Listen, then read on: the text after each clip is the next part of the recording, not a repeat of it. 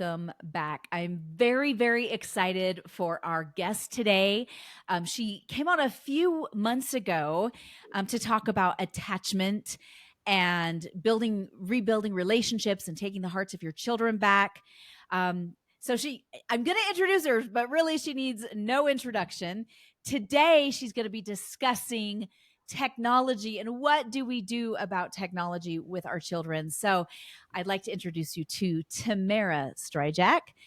She's a clinical counselor. She's the dean of the Neufeld Institute. Her father wrote the book, Hold On to Your Kids. And she is an expert in attachment, as well as many, many other things, including technology and how it relates to our children and what we can do. So Tamara, thank you so much for coming back. It's such an honor to have you back on today. So thank you. Well, thank you for inviting me. It's a pleasure to be here. So let's start with technology and how you became interested in that in the field of counseling and all that good stuff. Yeah, well, that's a really good question. There's so many places that technology touches our lives, and when I guess where I was first introduced to it was as a counselor was when I was working as a school counselor, and actually, how I got my job as a school counselor, I should say, was because there was an incident of cyberbullying, and this is back when that was not actually a thing. And so they did not call it that at the time, and they didn't know what to do with it, but it was happening online. And so I was brought in to help navigate this. And then I stayed because it turned out there were some other issues that maybe would be helpful to have a school counselor. This was a private school. And so that was my introduction there into understanding what can happen online is so different than what happens in person. And so it made me curious to find out more. And especially as I had young children at that time, I was very curious about the impact of technology on child development, really. And that, that's kind of the beginning of my journey with it, which was, oh my goodness, I'd say 20 years ago now, almost. Wow. How have you seen, like in the last 20 years, the shift with technology? What have been your observations with it?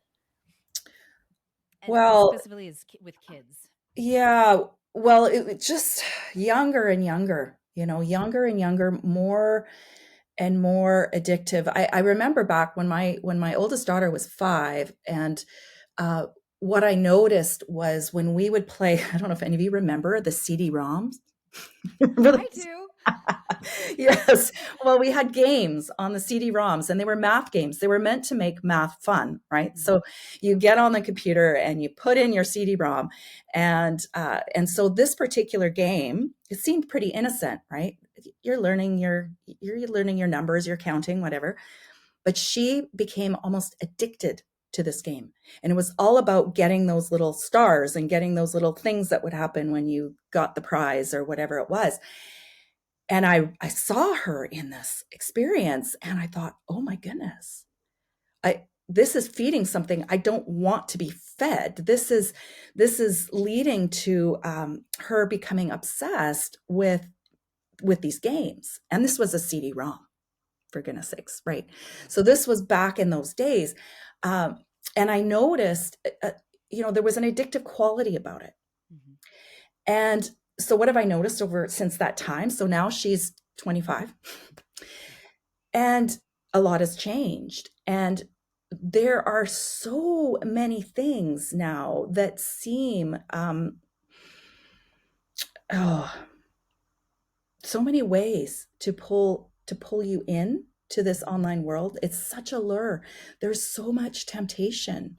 I mean, it's hard enough for us as adults to figure out how to manage and navigate our own devices and our own use of whether it's social media or whether it's just email or whatever the platform is that we're using, or whether it's our smartphone. I tried to buy a flip phone at one point a few years back, and I couldn't find one anywhere. I think there's been a resurgence now, but I, Yeah. Yeah, yeah. I mean, there has been for I think this reason. My younger kids have a what's called it's the brand is called a Gab phone, which I'm not selling them, but and they literally it can call and text, but Mhm. who I tell it to call and text, so Right. Yeah. Yeah, eh, it's so different. There's mhm, and so there's so many things that are outside of our control. And I remember um back when even the parental controls were new on the internet. My youngest daughter, who was very savvy actually with technology, she had set up the parental controls unbeknownst to me on our system. And so I was watching a movie one night, and at 12 o'clock, the movie stopped. And what happened? And I hear her in the other room, oh, sorry, mom, I put on the parental controls. And I was thinking, I had no idea at the time. I was quite, naive about this. But yes, she was trying to manage her own use. And so she had set these things up. I mean, the irony is she didn't actually need it the same way. She didn't enter in to the world of technology, at least to the addictive nature of it, mhm, whereas her older sister um, definitely did. And it was something that was a real challenge and an ongoing challenge for her years. So not every child comes at this the same way. And but for those that have a susceptibility, there it, it it can be very tempting to escape. It can be very tempting to be pulled into the promise of connection. mhm, Um, but is that real connection? This is the yeah, question, right? And this comes back to the talk about attachment and how fulfilling is that connection? Yeah. I I yeah. So how does it? I'm coming back to your question. How did it change? Oh, it's just magnified. It's blown up. The kinds of things that we have at our fingertips now, and ways that it's you can't escape it anymore. It's everywhere. It's in our schools. It's in our restaurants. It's in our there's screens everywhere. Um, and now we have with our phones, we have access to so many things. And so mhm, it's very hard to be a parent these days and to navigate these waters. And how can we protect? How can we uh, create some of those boundaries in a world that is really not helping us, a culture that's not helping us in this regards? It's actually contributing to the problem, if I could yeah. be so bold as to say that. No, I think it absolutely is fair to say that. And I think most of us as parents know that. You like it's in the back of our head like, "Oh, this isn't good." But to the I don't I think we underestimate the extent of how actually dangerous it is for the kids, Mm-hmm. you know. Yeah. Well, Sherry Turkle wrote a book. She wrote a book called Alone Together quite a few years ago. And then she wrote another book called Reclaiming Conversation. And even that is outdated now. I think it was maybe 2018, I think, when that one was written. But uh, so much has changed even since then. But she was studying the effects of technology and how when you have children who are so much on their screens now, it's affecting their ability to read cues and to interact with people in human interactions, that people would rather text than talk and to have a physical conversation. So it's even changing the nature of how we relate to each other and our ability to relate to each other and to attune to the looks, the facial expressions. We're attuning more to emojis than we are to the uh, The actual our actual face. faces. Mm-hmm. That's interesting, which makes sense. And do you think that there's any correlate? Well, I guess this would be very assumptive, but any correlation between like we're seeing more and more kids with autism. Is there any correlation with screens, or do we even know at all? Yeah, that's a hard one. That's a hard one to, there's different thinking around that, because a lot of the autism has to do with there is that inability maybe to read faces sometimes. That can be part of it for sure. Uh, yeah, it's hard to say because with autism, there's something happening neurologically where the filters aren't working properly. Right? So they're taking in too much of their world, and which can be overwhelming. So then the brain goes and protects in different ways. Mhm. But the, I think the challenge there is because of the overwhelm, it can tend to be more addictive for someone with say hypersensitivity because um, because it's a way of uh, shutting down the overwhelm and concentrating on one thing, and so it can really appeal with because of the way the brain is working. It can have more of it can have a stronger pull, Mhm. so to speak. um, and and so yes, that can be, I don't know, not necessarily a cause, but it certainly could be why there is so much attraction. Attraction to the technology. Mm-hmm. What would you say to okay, so today I was on Facebook, interestingly enough, and on one of the homeschooling pages, a mom had posted this long post about her a 13-year-old son, I think is how old he was, and that he was having his brothers do his chores and didn't want to eat. He just wanted to play games. He wasn't getting his schoolwork done. He wasn't getting anything done except Mm-hmm. for playing games. And he would do everything he could just to continue to play games. To me, that's an addiction. Mm-hmm. Um, when it's to that extent, Yeah. um, what would number one classify as like a video game addiction or a screen addiction? And number two, how does a parent help a child overcome that addiction? So it's a two-part question. Yeah. Yeah. Well, it's not easy, that's for sure, because those video games are designed to pull you in like that. I actually I consulted once with a father who his work was designing the video games, and he then went on to have two children, and he said, I'm terrified for my daughters. Like, how do I protect them from this? I mean, we know we build them so that it pulls you in. And so the design of those is to draw you in. It draws you into another world, an imaginary world. It can be very appealing to escape one's own Mm-hmm. world, right? So there is that appeal. um, I'd say uh, the addiction, when something gets in the way of regular everyday living, uh, part of the challenge, I think, I'm just going to go a few sideways here, and then come back to the second part of your question after that, because I want to introduce just a few things here. But often I find the analogy of food and hunger really helpful when thinking about technology. And so, if you have a child who is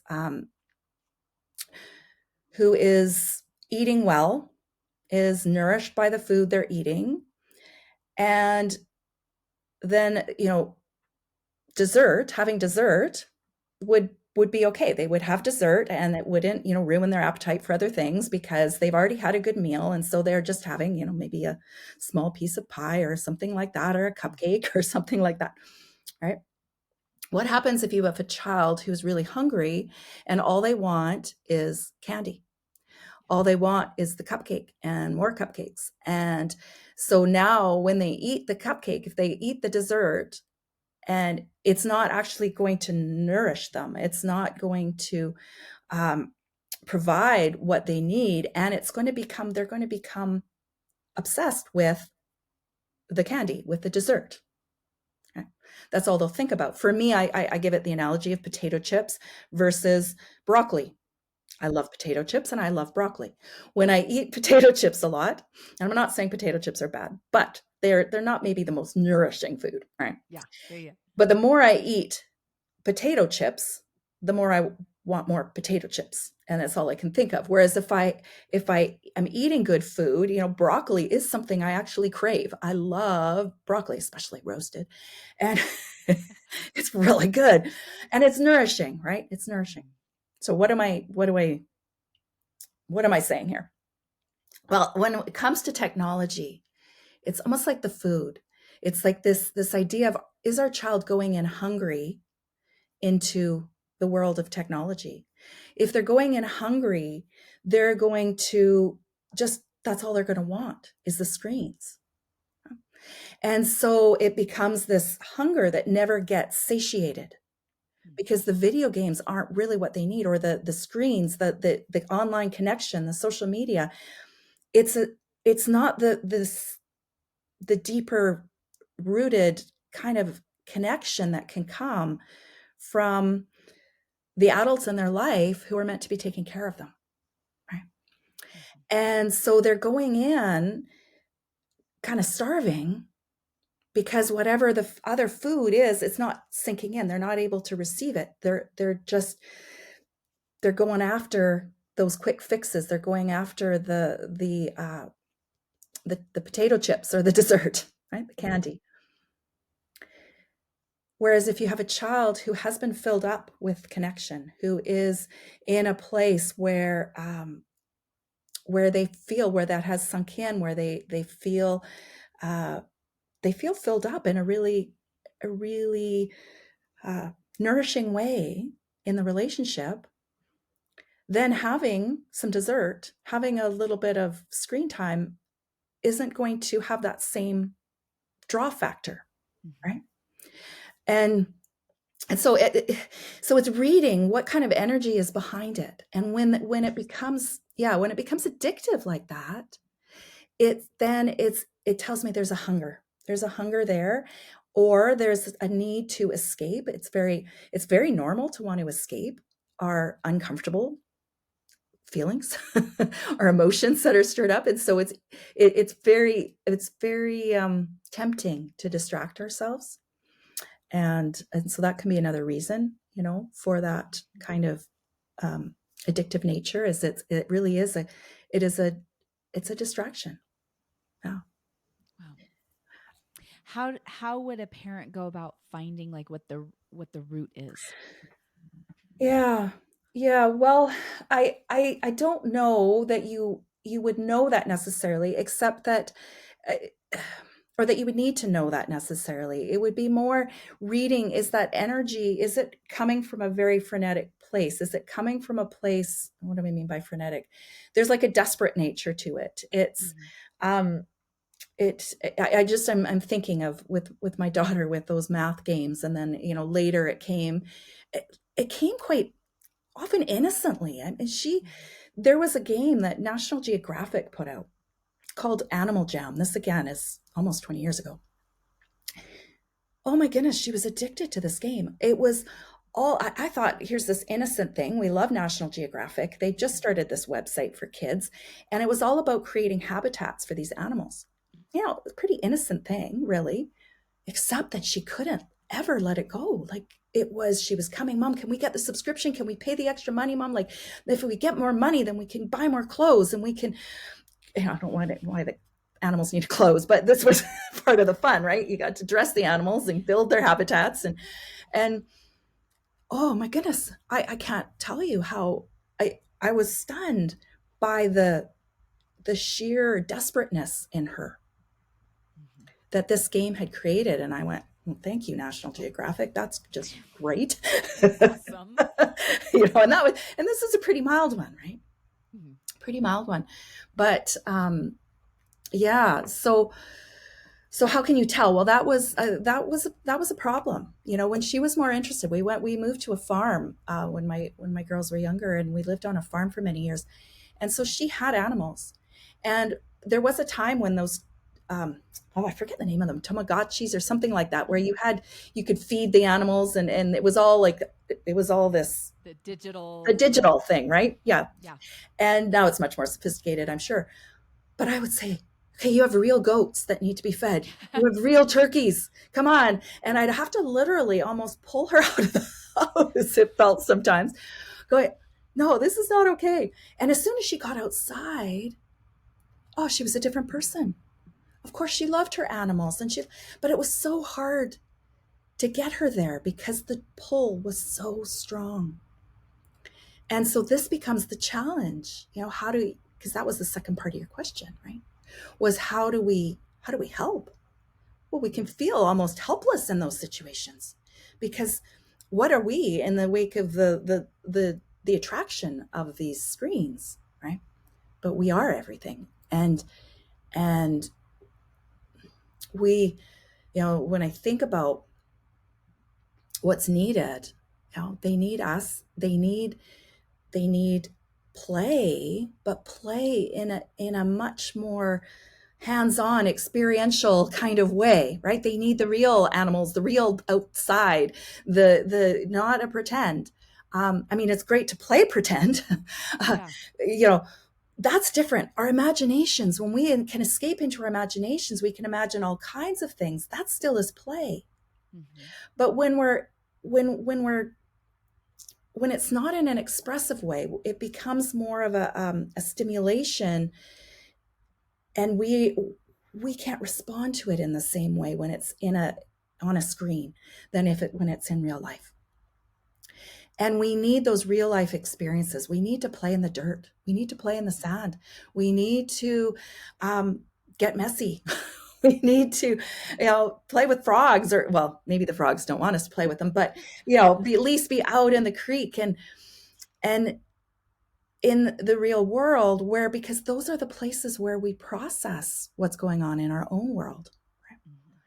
And that's the other piece that screens have done and technology has done, is it's taken us more and more out of that world, out of the natural world, a child's world of play and of that free play, where that's where they learn, that's where they process uh, things that are happening to them in their world. Hmm. Those are the things that are needed. And the technology actually takes us out of that in a few different ways, because the lure is so much that it takes us out of those places where we might have had play, right? Hmm. So instead of my daughter going out and being on the farm, she's on her screen. And so it's taking away those places. Yeah, it's sort of it's kind of a vicious cycle. So then, okay, so do you feel like the technology has affects kids developmentally if they're on it too much and too young? Yes. And Yeah. how does it affect children? Especially, I'm thinking I have a friend who she's a technology geek. Her husband's a technology geek. Her daughter is probably 8 or 9 now, and it's been a few years since I've seen them. But at 2 years old, she could navigate an iPad without a problem. How, for example, would that affect Hmm. that child? Well, again, it has to do with the hunger, right? Is it dessert, or is it is there still time for play in their life? Is there still time for the interactions? Is there times of connection in real time? uh, that would be my question. Not the screens in themselves. Hmm. It's but when that's taking away from connection, from play, Hmm. which connection and play are the things that are needed. Those would be the things that would need to be added to Interesting. help reduce the draw or the lure of that technology. So we got to give them a feast here. We got to have them eating at our table. They need to be eating with us and getting nourished from us, and play, hands-on experiences. Then the technology, a little knowing those things, this is the world that they live in. We can't, it's not like we can take it away. I was once accused of just wanting to like throw it all away, which I kind of did at times. But I do understand. It's handy for some things. I mean, I'm talking to you on a device, right? It's important, and connections with people that I've made all over the world, and there's some wonderful technology can be an amazing tool. I'm not saying technology is bad. I'm just saying that how we use it, we haven't set up. Suzuki talks about how it takes 100 to 200 years for a culture to adapt to a new invention. Wow. So by that, we're still adapting to the telephone. We haven't figured out how to keep that from interrupting our world. And yet now we have this whole burst of all these new things. We haven't figured out how to manage it. We haven't figured out how to manage it for ourselves. And we try to put these boundaries on for our kids, but then when we just take the device away, if they're addicted to it, if that draw is really strong, they're just gonna feel thwarted, and the frustration, the alarm is gonna be huge, and we're gonna get these huge reactions. Some of you know what I'm talking about. And then we feel even more helpless because it's like, well, what do we do up against that? So we've got to find a different way. Just removing something isn't the answer. We've got to build in a different routine, different kind of rituals of connection and play times so that it takes the pressure off, or the desire gets lessened, so that device can become dessert and not the main meal. Yes. Yeah. Well, and it's funny. So those of y'all who are listening, you have to know what happened right before we started recording. You're going to share. Yeah, I'll share it. Oh my goodness, it's embarrassing. So, and my listeners know that my 12-year-old and I have been working on this for months, and I put up, boundaries, and then I'd get busy and wouldn't stick to the boundaries. And he was like, oh, I could play for longer. And then before I knew it, we're back to square one. So finally I was like, okay, May 1st, we did 30 days of a fast from video games specifically, and then really limited like the screen time as far as like television goes or YouTube. And then on May 1st, I was like, you know what? It's got to be all summer. So for those of you listening, right. And he asks me all the time, like, can I play video games? I'm like, nope, it's still all summer. He's like, yep, got it. Okay. Still all summer. Okay, got it. So right before we started recording, my 12-year-old puts up against the glass outside of my office a sheet, and I can't read it, and he keeps pointing to it, and we're trying to do a test recording, and I'm like, what are I? And I finally said, because we hadn't started recording yet, I said, come in. And he comes in, and the sign says, can I play video games? And I'm like, oh my gosh, like, Jacob, this is the whole podcast today is about this and addiction to video games and technology. Anyway, and so I shared that with Tamara, because obviously we have not mastered this in the Daniels household. Right? We are still trying to navigate these waters, and what do I do? Because I do have some kids not interested in video games. My 17-year-old who works for a YouTuber doesn't have YouTube on his phone, because he's like, I realized I was addicted to that. So he has very strong boundaries himself. My 16-year-old daughter now has a smartphone, but uses it to call and talk to her friends, and that's it. She's not on any social media platforms. Again, very strict boundaries herself, with technology. But my 22-year-old and I were having a conversation, and he said, no, I've had to, over the years, learn that, because I know I'm prone to addiction. Yeah. I know I'm prone to, as a kid, I just wanted to play it all the time. Yeah. And I wanted to play Club Penguin, which was like the National Geographic, and they buy clothes for the penguins. Yes. Anyway, and then I have my 12-year-old who said, yeah, I'm addicted to this. And so this is something that we are trying to navigate in our household. Like, how do we, which I did, I took it all away completely, but he's different than like my oldest son, who also had pretty big video game addictions. And now he's filled his life with other things. He's in nursing school and everything else. But so, and that's the question I have is, okay, if we don't take them away completely, especially if we see that these children have, like, some kids like are addicted, like, what do we do as moms? Like, what do we do if we don't take them away completely? What else is there? Like, how do we detox them from it? Yeah, and I think that there is a time for like you say, for doing away with it completely for a time. I'm just more saying that if in the moment, if our reaction is, well, you need to stop that, they're going to react to that. So it is about building in those times. Like I have a friend of mine who would just create these pockets, which were internetless pockets, and they agreed together. This wasn't just the child, this was her and her teenage son, that that was a time when there was no internet, and it didn't matter how much they begged or pleaded, both of them. It was like, nope, that's what we're agreeing on. And it was a certain Yeah. time in the week or a certain time in the day. And they experimented with different things, right? So it's more about, what can you build into your structure? Is there a day of the week where there is no technology? And in that day, you'd be surprised where if there is some space, maybe it's getting the board games out, and maybe it's going to get, you know, uh, throw football outside, or baseball or something like that, where another interest might start to take shape. Now, even when the technology is there, it starts to reroute the brain a little bit. Oh, maybe we could do this instead. And so I think creating pockets of time that then becomes part of your routine, Mm-hmm.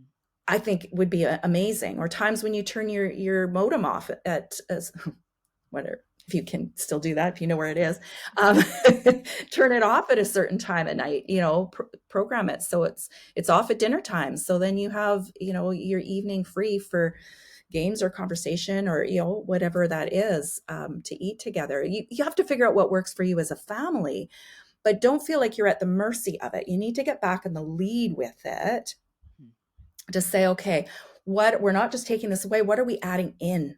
What are we adding in? So what kinds of togetherness, connections can we create?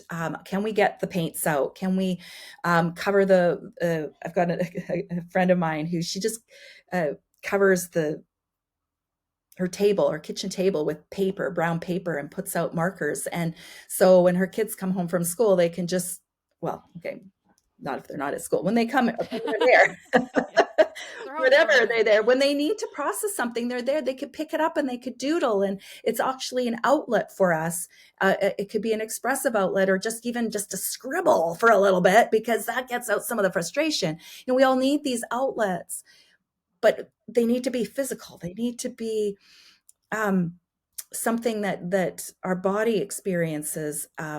A lot of the screens actually have us holding our breath or holding in, and we need places where we can breathe out. And so finding some of those ways, adding in some of those pieces that might make room for some of that expression, that is being held in when we're constantly on screens. And recognizing that for a lot of children, it actually creates a lot of alarm being on the screens, because I remember there's quite a few families that I worked with, and one girl in particular I'm thinking of was about 13, and she was putting some things. It was way back, so it was like Tumblr or something like that, which is something else now, but it was obsessing her, because she felt it was her duty, that she needed to keep updating these things, and she needed to be on all the time, because also, what if someone needed her, and what if, so there was this idea of constantly being on, and the alarm that this can cause, and huge anxiety around not missing anything, and will people like it, and because it's feeding this very core piece in our brain, this reward system, that it is about that.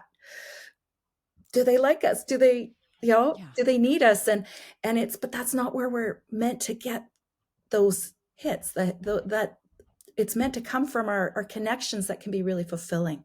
Again, it's the candy, not the full meals. So, and we can't live on a diet of candy.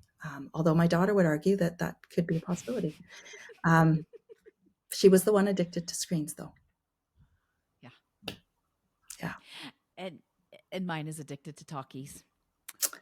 Which the chip. Yeah. Which is so funny. Anyway. It's interesting So how the food and the way of relating and seeing, they go hand in yeah. hand. So how can we get them eating the good stuff, and eating at our table, and playing at our table, and And nourishing them, nourishing right? them? And nature nourishes. Nature naturally is such an antidote to technology, because it's what we need. We need to be in touch and connected, to the world outside of the screen, at least most of the time. Yeah. Have you found that is a good remedy for families, is just Mm, to yes. get out more. Yes. Well, and to go camping and but go somewhere without the internet. I would do that. I would started taking my daughter out on a weekend. Um, and we stayed at a cabin that was off grid. And if it wasn't, I made sure it was off grid. I found where the modem was. Oh, it seems to be broken. It's not working. It's not working. I don't understand. Oh, well, let's build a fire, and open the sketchbook. And that's literally what I did. And so, or whether it's, yeah, maybe you can't go away for a whole week, but maybe you can. Maybe you go for a weekend. Maybe you just have an evening that becomes like a family night that, yeah, you all agree that there's no screens, or maybe it's mealtime and there's no screens. Um, it's figuring out again, what could it look like in your family to start getting back in the lead with it, because we feel so helpless. I mean, you do feel helpless. You feel at the mercy of these Mhm. of these things, and that's not how it's meant to be. And they're meant to be tools. We're meant to be the masters of them. There's a wonderful book called uh, Nicholas Carr, Shallows. Yes. Oh, it has the word shallow in it. I'm forgetting the name of it right now, or it just could be called The Shallows. But it's all about that, following how the internet has affected our brains and our brain development, more from an anthropological point of view. But it's quite interesting to see how it's changing the way that we're relating. The more advanced the technology came, and he goes back to how, even they thought the book was going to make a difference, and it didn't really, like the written word versus the Mhm. oral. And it did change some things, but this is huge in the way that Yeah. we relate and understand each other, or don't understand each other. And it comes down to context too, right? Yeah. We're losing the context. We Yeah, yeah, we're oh, my brain's just going all over the place. But so many pieces to consider. But Which, and I'll find the book and then mhm, put the link in the description mhm. and the show notes so that people can look up that book. It's an older one. It's actually the one that got me thinking about this in this direction. It's what started it all for me. And I had created a course called Preserving Play in a Digital World, which was based on a presentation that my father had done on raising children in a digital world. And unfortunately, no one was really asking the question then. They didn't really see that this was a problem. And so my whole direction here was about this idea of preserving play. How do we keep play alive? How do we keep connection alive in a world that is definitely gone digital and isn't going back, right? And now there's all of it, from video games to screens to phones to, yeah, it's yeah, and there's some wonderful things. Again, there's some wonderful things about it. I've watched incredible shows with my girls, and it's led to amazing conversations. And I've watched incredible movies on these devices, and it's all in the. But there's a sense of togetherness with that. There's a sense of entering into someone else's story. It's not just little sound bites. Mhm. I actually did something for myself in the month of January. I go off grid, so I go offline normally, so I'm not actually communicating off my phone, off my computer. But what I did do is I decided I was going to watch movies. This was part of my plan, Yeah. but I wasn't watching shows that had another thing, because it just keeps you in this state of like always, okay, what's the next? What's the next? It was a complete story. And so it was an interesting experiment how it shifted, the energy when you're watching a story together. And usually I like to do that with somebody else, right? Where I'm watching with somebody else. And it changes it. It changes it, because there's a lot that can happen through story. And so this is, I think, a good use of technology, is it brings us some of these amazing personal stories. But Yeah, I love that. That's one thing my daughter and I love to do together. My husband hates bonnet movies. I call them bonnet movies, but it's like historical fiction. Yeah, yeah. He calls them bonnet movies. But I my love it. but my 16-year-old loves them. She loves Mm, Jane Austen, and so when we have the opportunity, we like to snuggle and watch bonnet yes. movies together. Yeah. Right. There's something about where we see ourselves or we wish to see ourselves in these, and there's a longing there. It's interesting. Yeah. Yeah. Yeah, we all want to be Elizabeth Bennet, all of us. I've yet to meet a woman who doesn't want to be Elizabeth Bennet from Pride and Prejudice. Yeah. So, how would you feel like technology? Because you gave a good example of a time that you could use technology as for attachment, Mhm. to help increase attachment. Yeah. Um, what are some other ways that we could use technology to increase attachment, and what are ways that technology destroys Mm. attachment? Yeah, well, even in, if your child is really interested in video games and it's very hard to get them off, then why don't you start playing video games? But just Mm-hmm. also add in other things that you could go throw a ball around outside together, or if it's starting to add those pieces in. But sometimes it's a great entry point. Where Mm-hmm. is their attention going? Is it going to something on the screen, some YouTube thing then find out about it. You know, find out more. Find out what it is about it that is attractive for your child. What is it that's drawing them in, and can you use that as a starting point? You know, and that often might even diffuse some of the, because often it feels like a secret. And I know, we dealt with this as well. And I did want to mention this with technology because um, when children stumble across things that part of them knows they probably shouldn't be doing that.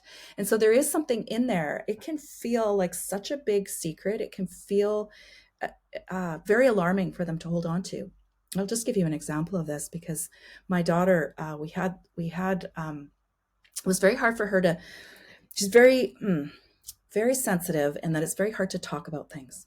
So she'd almost just like whisper them, or so we developed a system where we'd go and sit on the couch, and until she felt comfortable, we were sitting side by side until she felt comfortable to say what it was that she needed to say. And often it was very quiet. I was similar this way. So, I did understand it. So there was one such time where she called me. She said, Mommy, we need couch time. Okay, that meant she had a secret. It was going to be hard to share, and I needed to give it some space, or she had something she wanted to say. So this particular time, she shared with me how she had gone to a website that she knew she wasn't supposed to go to. And she'd been holding this in for months. We'd just been on a family holiday. A whole time, she said it was crippling her because she was normally very good and normally followed the rules. And so for her, this was just huge. And so I'm thinking, oh my goodness, like, what is this website? Right. I started to, well, it turned out it was a Star Wars website. Like, it was not, she was very interested in Star Wars. So it wasn't the website itself. Like, I know that there's bigger, there's a lot of kids who are exposed to porn, for example, Yeah. who they're holding that secret. How do they share that? How do they talk about that? This was Star Wars, and it was hard for her to talk about because she felt the shame of it. I did Mm. something I wasn't supposed to do because it was too tempting. I mean, yeah, of course you're going to click on something that has, R2D2. She loved Star Wars, and she would watch with her father. So yeah, anyway, uh, it is hard. It is hard. It is so alarming for kids because they are exposed to so much that part of their brain knows this isn't right, this isn't okay. Mm. But how do they even talk about it? Yeah. Yeah. So that's why getting involved, finding out, you may not be interested, but get interested. Find out, what is it? Watch those little YouTube clips with them if that's what they're into, and what is the band that they're into and why, uh, and and it will tell you something about what they're maybe hungry for. Interesting. I'm like, oh, okay, taking notes. Have to do this. What other advice would you give? Last bits of advice would you give? Thoughts, things that you may have wanted to share that you haven't gotten to share yet. Hmm. Hmm. Yeah, well,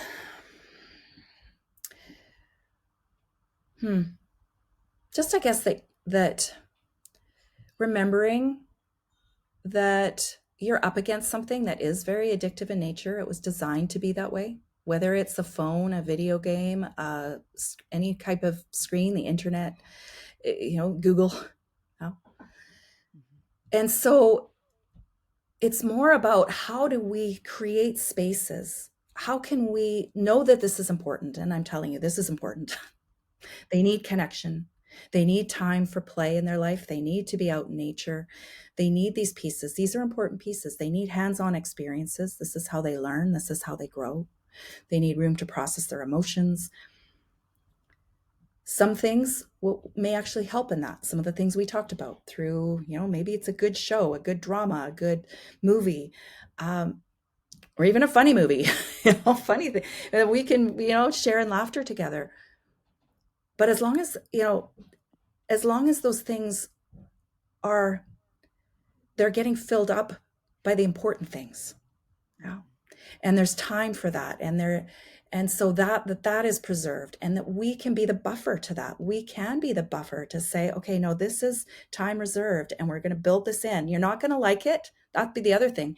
Don't expect them to like it, but you get to still say, it gets trickier when your child gets to be 14, 15, 16, right? When they have a little bit more autonomy, but you still have a say. And so, but it's anticipating it. This is going to be hard. I know, I get it. This is going to be hard for me too. We're going to do this together. We're going to have this fast. We're going to, spend 3 hours together. Oh my goodness, it's not going to be crazy without our phones, Yeah.